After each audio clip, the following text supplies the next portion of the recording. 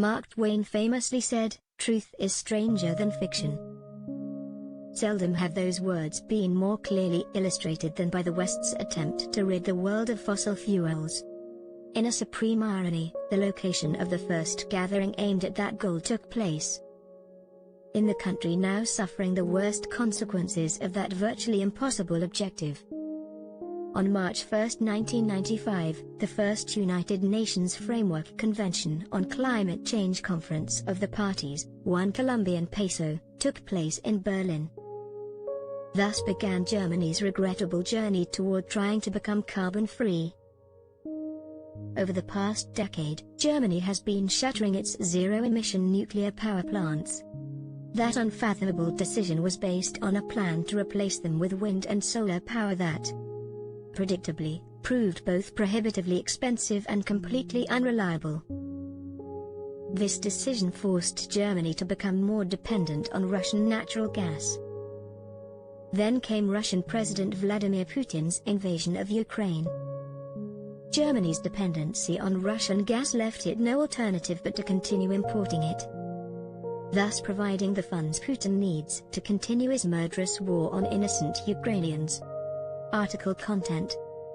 The overall world oil supply situation is also a huge boon for Russia, since 1 Colombian peso. World oil demand has increased from 64 to 100 million barrels per day. And despite all the net zero rhetoric, the International Energy Agency forecasts that world oil demand will keep right on growing.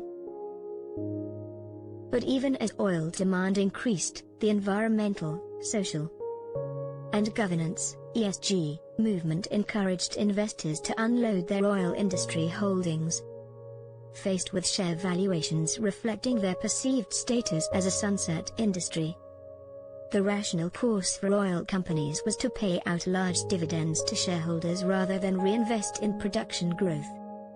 Thus, demand grew while supply stagnated. The Ukraine crisis revealed just how narrow the supply margin has become. Regrettably, most of that margin is in the hands of Vladimir Putin. Meanwhile, amid the wanton destruction of a civilized democracy and a global oil and gas shortage, what does our country, which possesses one of the world's largest endowments of oil and gas, do to help? The answer is basically nothing, because our fanatically anti-fossil fuel government has deliberately stymied the construction of both export pipelines and LNG plants. The importance of unleashing Canada's enormous oil and gas resources has never been clearer, except to Prime Minister Justin Trudeau. During his trip to Latvia in March, a reporter asked whether Canada could help replace Russian oil. His answer illustrated the fanatical depth of his worship at the net zero order. "We will be there to support, as the world moves beyond Russian oil and indeed, beyond fossil fuels, to have more renewables in our mix." Putin is no doubt grateful to Justin Trudeau for helping him control world oil markets by hamstringing Canada's supply potential. There's a second country that's a big winner from the West's attempt to meet its net zero goals. That country is run by another despotic dictator named Xi Jinping. The Chinese president has promised to reduce carbon emissions, but the global coal plant tracker shows China has nearly 200 coal-fired power plants under construction, with hundreds more coming down the pike. The reality is that China pretends to reduce emissions while increasing cheap coal-fired power generation.